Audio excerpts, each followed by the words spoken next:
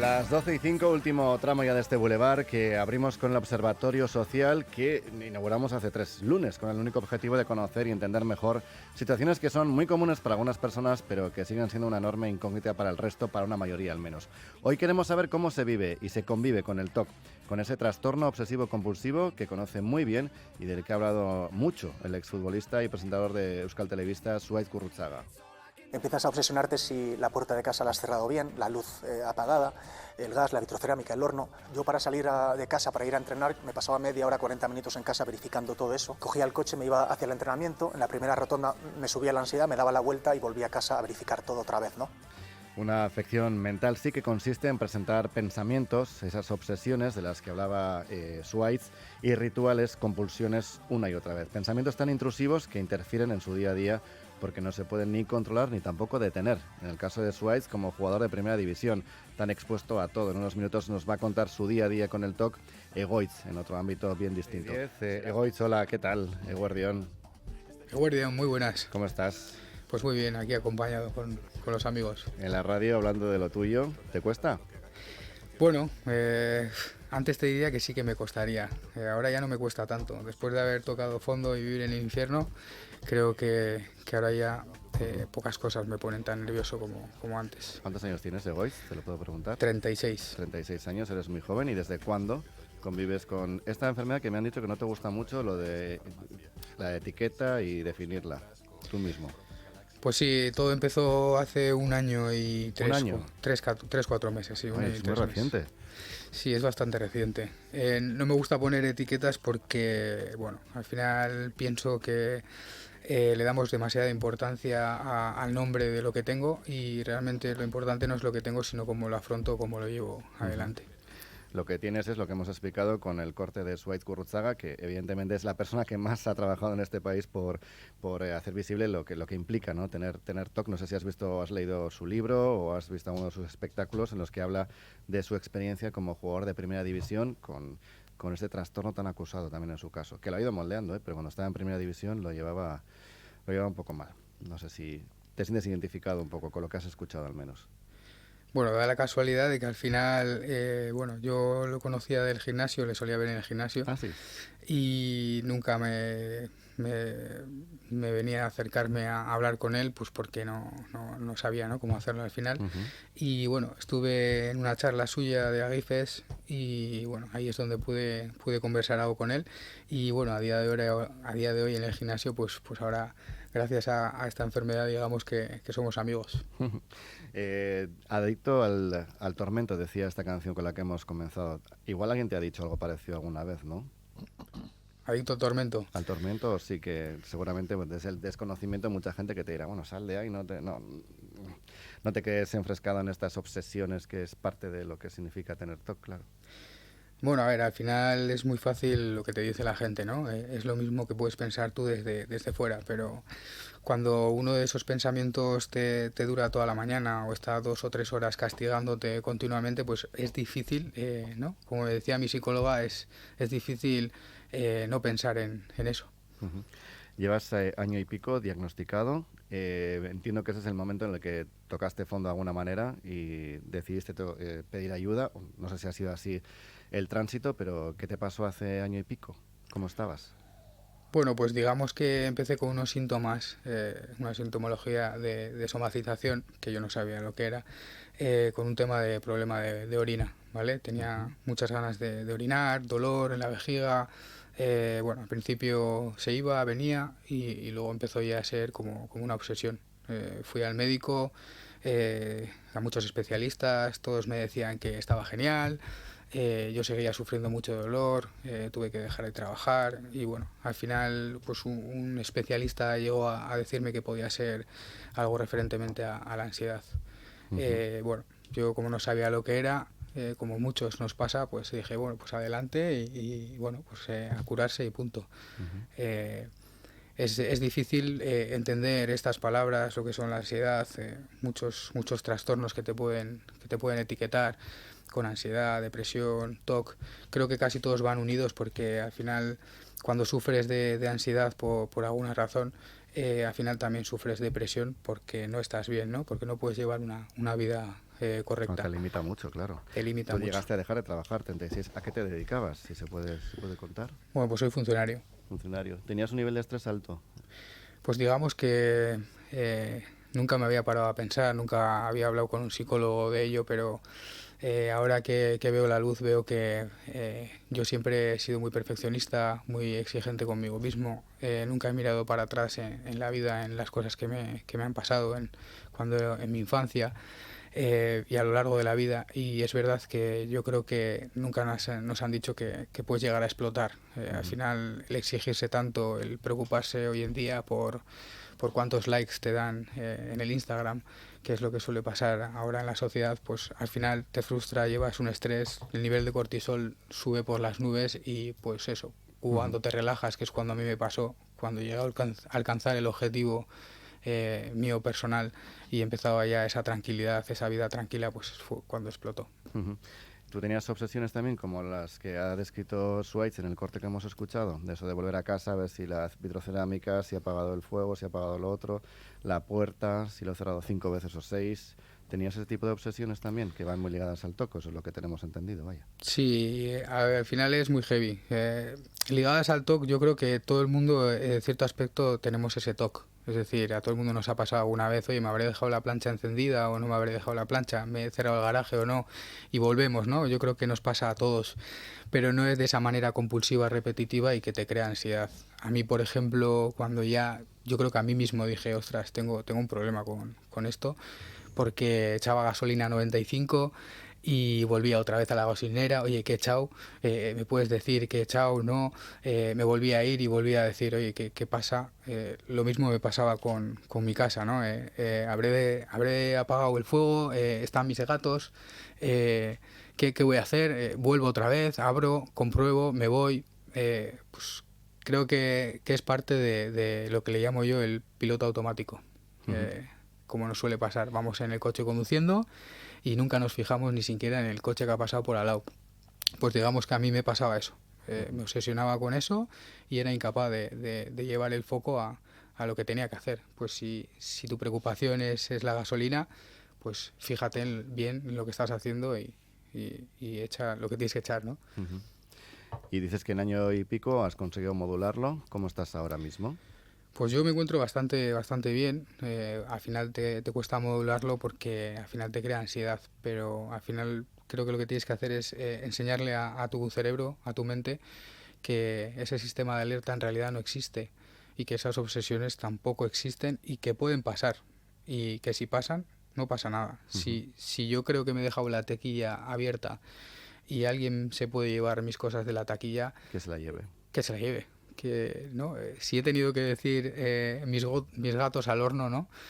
Si se queman para tener que afrontar esto, pues al claro, final... Es que no hay otra, no hay que hacer frente a esas obsesiones porque si no te van comiendo, se van haciendo más grandes. El monstruo se va haciendo más grande. Sí, pero es complicado porque sí, claro. El que sufre un ataque de ansiedad al final no quiere que le pase otra vez ese ataque de ansiedad. Por eso yo llegó un momento en que viví en una caja, en un bucle, en el que hacía cosas que pensaba que iba a poder evitar que me pasaran ataques de pánico. Pues, por ejemplo, me ponía los mismos calcetines para dormir. No sé, vas buscando soluciones a esos ataques de pánico y realmente no es la solución. Pero claro, que te diga la psicóloga, no, tienes que afrontarte a esto y pasarlo mal, pues nadie quiere sufrir. No, está claro, es muy humano no querer sufrir, evidentemente. Egoitz, en esta sección le hemos llamado como el observatorio para aprender un poquito también a ser menos torpes. En tu caso, no lo sé, Egoitz, tener que explicar a alguien que no está pasando por esto qué es lo que te está pasando es muy latoso también, ¿no? Es complicado. Hay gente que va a empatizar y hay gente que no empatiza, ¿no? Porque no ha vivido nada parecido. Creo que en esta sociedad, a lo largo de este tiempo que he estado hablando con mucha gente ha sufrido de estas cosas, de enfermedades mentales como ansiedad, depresión, y sé que se sienten de alguna manera identificada. La persona que quiere ser empática conmigo y me ve la cara de sufrimiento o me ve mal, realmente está viendo que es una realidad. Todos sabemos que es un pensamiento irreal. Yo mismo sé que es un pensamiento irreal, pero si me está dando un ataque de pánico y no lo puedo evitar, ¿qué hago, no? Lo que tienen que hacer los demás como mis amigos, ¿no? Como aquí tengo a mi amigo Asier. Decías que no estabas solo, estás con amigos, está contigo Asier, efectivamente. Hola Asier, ¿qué tal? Egunon. Hola, Egunon. ¿Qué yo? ¿Cómo le ves a Egoitz? Bueno, pues le veo mucho mejor de cómo le vi cuando empezó con todo esto. Pero sí, no, le veo, vamos, un cambio radical. ¿Y cómo le veías antes a Egoitz? Joder, pues encima yo me acuerdo que cuando empezó con todo, estábamos juntos entrenando. Me acuerdo un día que solíamos entrenar juntos y me empezó a contar, joder, noto que me estoy orinando mucho, tal, no sé qué. Me acuerdo ese problema que tenía y pues decía, bueno, pues vete al médico, ¿no? Que te mire el médico. Y según iba diciendo que había ido al médico, especialista, tal, y que no le encontraban, yo decía, joder, no sé, aquí no sé qué está pasando. Y sí que es verdad que ya me empezó a contar un poquito ya que las obsesiones que tenía, cómo iba pasando todo, y ya decía, ostras, aquí ya hay algo serio, no es algo, o sea, es algo de la cabeza ya directamente. Entonces lo he vivido casi, pues digamos, desde el principio. Claro, Egoitz, está muy bien que tengas un buen amigo como Asier, pero abrirte tanto y contar tantas intimidades también cuesta muchísimo, ¿no? Para tomar esa decisión es que realmente ya intuías que te hacía falta un poco de ayuda extra, que tú no eras capaz de salir de ahí.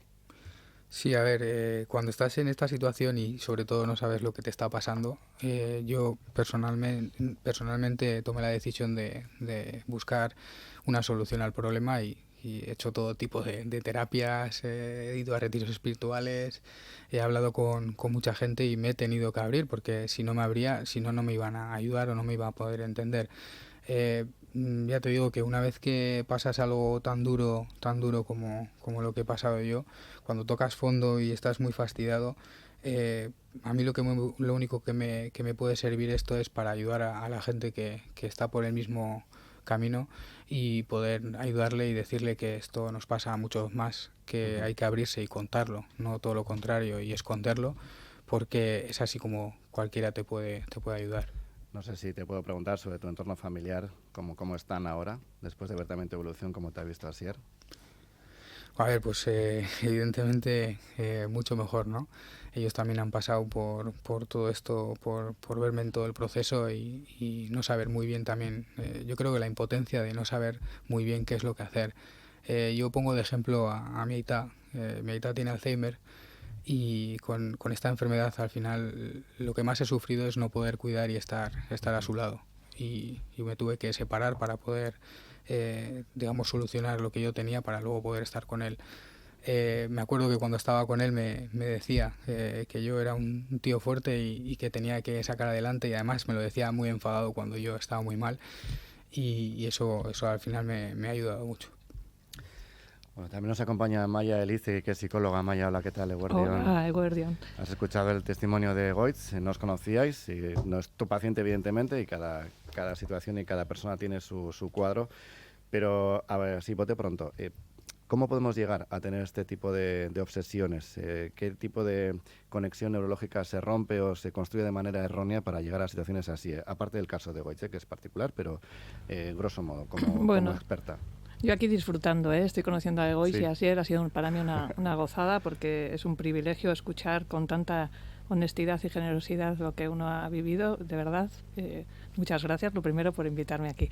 ¿Y cómo ocurre que alguien de pronto empieza a denotar o a debutar con un cuadro sintomático en cualquier tipo de diagnóstico? Como nos ha pasado cuando hemos escuchado a Egoitz, ¿no? Que de pronto te dice, pues hace un año y medio, y hay alguien que te puede contar que lleva 15 años, y hay alguien que te dice que ha debutado con 7 años. Bueno, ocurre que, como él ha dicho también, hay aspectos que tienen que ver con cosas que te pasan en la vida, en tu desarrollo, que pueden hacer que marquen que en un momento de tu desarrollo, de desarrollo de tu identidad, hayan pasado cosas importantes que no hayas podido elaborar, que no hayas podido gestionar, y entonces pues en algún momento van a salir, ¿sí? Y también puede ocurrir que haya situaciones de fuerte impacto de estrés y el afrontamiento que uno tiene y que desarrolla como defensa es la sintomatología. Que sea obsesivo-compulsiva o que sea paranoide o que sea de otro tipo de cuadro va a depender seguramente del desarrollo vital y del contexto y también de cierta tendencia genética. Claro, al final lo digo todo. Yeah. Cada que tiene las herramientas para gestionar esto, pero evidentemente, como en el caso de Goetz, y si me centro en el caso particular de Goetz, estaba a un nivel de estrés y de ansiedad que no era capaz de pensar, de ser racional y de gestionarlo en ese sentido, ¿no? Es que no tenía herramientas por eso, porque estaba a otra cosa, a su cerebro. Bueno, y porque también a veces lo que ocurre es que la gestión de la ansiedad es muy complicada. Y es algo que vamos aprendiendo a lo largo de nuestra vida. Pero ¿no te parece, Amaya, que sí, que no tenemos idea exactamente de cómo funciona la ansiedad? Porque cuando alguien te dice que tiene ansiedad, le dices, pues relájate, claro. Es lo peor que te pueden decir. Sí. Esto es, y un poco hablaba yo aquí con ellos, un poco, ¿no? Fuera de línea, que estamos, que no oímos más que la gente tiene pues unos niveles de ansiedad muy altos. ¿Y qué ocurre? Que la gente buscamos maneras de gestionarlo. Y a veces, mira, yo pensaba esta misma mañana los nervios que me producía venir aquí a la radio, que soy la que más nerviosa está ¿Cómo aquí. se gestiona eso? Que los psicólogos también van a terapia. Os he llamado un par de veces para deciros, oye, pero ¿a mí qué me vais a preguntar? Porque yo voy a aprender sobre todo de lo que él cuente y un poco aportar lo que yo pueda, pero es decir, pues yo también tiendo a hacer cosas para bajar mi nivel de ansiedad. ¿Qué ocurre? Que si el nivel de ansiedad me desborda mucho, pues cada vez voy a necesitar ir haciendo esas cosas o más veces o cada vez más con más intensidad. Por eso él decía, y me parece muy interesante, todos tenemos un poco TOC. ¿Qué ocurre? Que es que a veces el nivel de ansiedad que se nos está disparando, los miedos que tenemos o la manera de afrontar un poco la vida, no es porque en ese momento esté ocurriendo algo, sino que igual se nos ha acumulado ya tanto aguantar, que de pronto hay un momento que encima igual te parece, como él decía, pues si es cuando mejor estoy, que de pronto pues se te desmonta un poco toda la fortaleza que habías montado y es una oportunidad también, ¿no? Antes le transmitía yo a Egoichi, me parece que él es que además así lo está transmitiendo, ¿no? Todo el trabajo que luego ha hecho de aprendizaje de él mismo y de poder afrontar y ver cómo a veces sí hay que hacer frente, pero a veces con mucho cariño hay que darse tiempo primero para entenderse lo que está ocurriendo, porque si te pones a hacerte contra a la obsesión, pues ir un poco a pelear contra ti mismo. Pero si nos podemos decir, como en el caso de Goetz, no lo sé, que pues una práctica, y insisto, valga la redundancia, si hemos ido a la gasolinera y he echado en 95, 98, si vuelvo, te puedes decir, Goetz, no sé si esto te valía, ya fui ayer y ya vi que no, quizá hoy también lo he hecho bien y ya está, y si no, no pasa nada. Sí, hay que actuar no sé así. Si quieres contestar tú. Sí. A ver, yo sé, al igual que decía Sweitz, siempre hay que ir con las convulsiones, ¿no? Al final te crea ansiedad el hecho de no volver a ir allí. Y además te dramatiza todo porque tu cabeza piensa en negativo y pues habré echado diésel. Ni 98 ni 95, he echado diésel y se me va a ir la moto a pique. A mí me ha pasado no solo con la moto, sino que hubo un momento que cogí miedo a absolutamente todo. No podía salir a la calle, no podía coger el autobús, no podía viajar, no podía hacer nada. Y sé que la manera de solucionarlo ha sido llevándolo a lo cognitivo-conductual, que es precisamente no haciendo lo que tú has dicho. No voy a volver, no voy a ir. Y lo he ido superando de esa manera. Pero no creo que sea solo la solución. Para mí son los síntomas. La solución, creo, es al final lo que ha comentado Amaya, lo que llevo de antes, los traumas que llevo de antes, por qué he llevado ese nivel de estrés al límite, que creo que es lo que... ¿Y eso lo tienes ya trabajado, lo tienes claro? No te lo voy a preguntar, pero lo tienes claro. Sí, yo creo que sí. Y todo. Yo creo que sí, porque si no, no estaría así de bien. Ya. Ahí hay una parte que a mí me parece muy importante, que es para, como muy bien dice, el poder empezar a hacer frente a los síntomas, que es verdad, que es una manera como más cognitivo-conductual de enfrentar un malestar. Hay un previo que es hacer un vínculo con alguien. Que ese alguien te dé la tranquilidad de que lo que vas a hacer y ese contra que vas a hacer a los síntomas es algo en lo que confía la otra persona y lo conoce. Es decir, ahí estaría no vas solo. Y el entorno familiar y de amigos, de amistades, que tiene que hacer un poco de control también, Asier. Me imagino que estarás siempre un poco alerta también, ¿no? Si bueno, va bien o no. Aparte, él ya sabe, yo trabajo en un centro de discapacitados, entonces esto es casi mi día a día también. Claro, este caso es diferente porque es un amigo pero al final también esto en mi trabajo yo lo veo día a día, pero sí, al final nosotros lo único que podemos hacer es hacerle apoyo, y cuando nos llamaba, oye, necesito salir a la calle, necesito quedar, nosotros, oye, pues casi dejabas de hacer las cosas por poder estar con él, porque sabías que necesitaba salir a la calle. Y de hecho, luego sí es verdad que él es un tío que es muy exigente, y él ya le ha dicho que es perfeccionista y exigente, y cuando nosotros, yo me acuerdo que yo creo que es cuando dijimos, jo, este ya está mejor, es cuando dijimos un día que nos vamos a celebrar un cumpleaños y nos íbamos a ir a Vitoria. Y claro, nosotros decíamos, se lo comentamos, y si quiere venir, bien, y si no, mal. Y el tío dijo, para allá que voy. Teníamos nuestras dudas de si en algún momento iba a bajarse del carro o no, pero el tío dijo, mira, para allí que voy. Y con sus cosas dándole vueltas a todo y tal, pero yo creo que ahí es cuando fue y dijimos, es como que está afrontando, ¿no? Que igual a veces es como darse contra la pared, pero igual tienes que darte contra la pared para poder empezar a darte cuenta, claro, no que puedes hacer cosas. Pues ya ha dicho que no quería viajar, que no quería salir de casa, pero luego había días que decían, no, es que necesito salir, y nosotros, oye, pues salimos, o sea, oye, si no puedo yo, o puede su amiga Sonia, o Ala, y también que podía, o sea, intentamos hacer lo que podíamos entre los tres para poder estar con él y apoyarle, claro, al final nosotros pues, no somos psicólogos, ¿no? Al final yo siempre, yo sí es verdad que siempre he dicho, ¿no? O sea, tu mejor psicólogo eres tú mismo, pero claro, hay momentos de la vida en el que no puedes, entonces, y como nosotros no somos expertos, pues al final era estar, y yo sí que es verdad que con el humor que tengo, que él ya sabe que me caracteriza mucho, pues cuando me cuenta cosas era como un poco lo llevaba yo al sentido del humor, y pues ayudándole como podíamos también.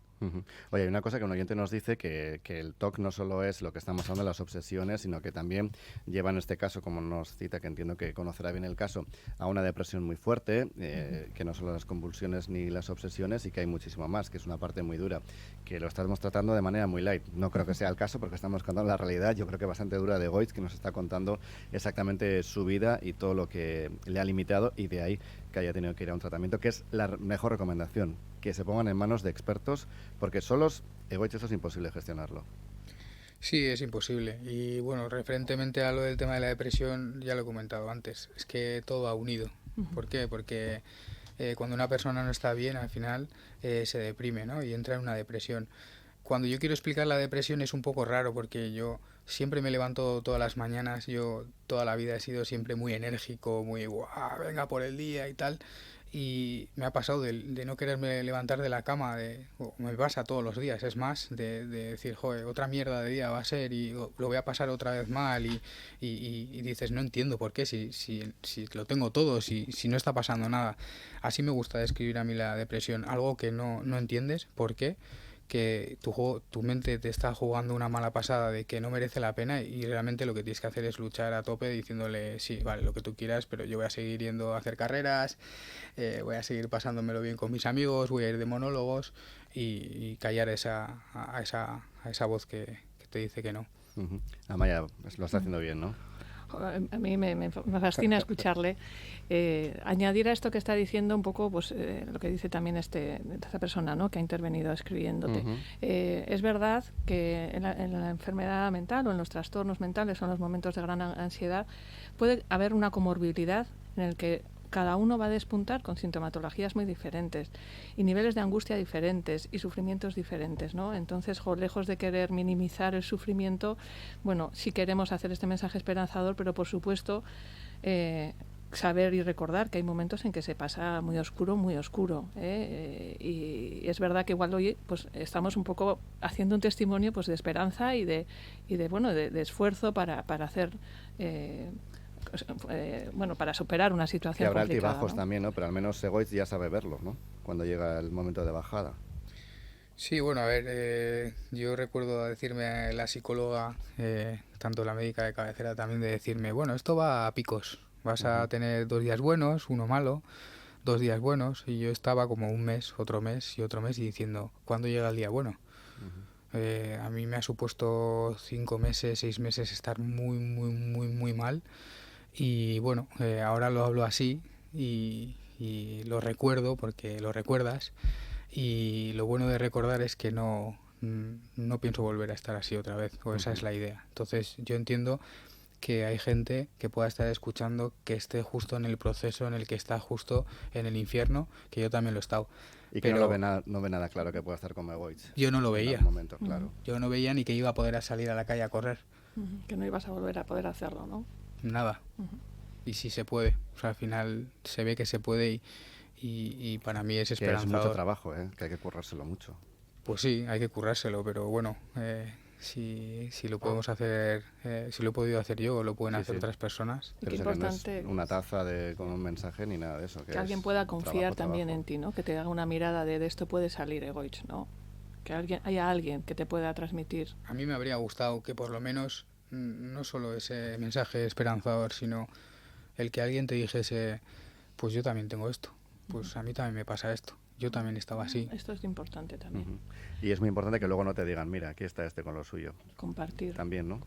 Sí, a ver, al final yo entiendo también, yo también he sido joven y cuando todas estas cosas no las entendía, pues era más crítico con los demás y hasta que no te pasa no lo entiendes, ¿no? Entonces yo siempre lo digo que por desgracia hay momentos en la vida como vamos a pasar todos que algún ser querido va a fallecer algún día, ¿no?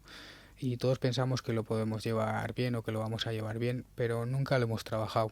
Y yo he visto a gente que al final fallece un familiar y cae en una depresión profunda cuando lo tenía todo y no es capaz de salir de ahí, ¿no? Al final eso nunca lo hemos trabajado ni con especialistas ni nada y no sabes cuándo te puede llegar a ti.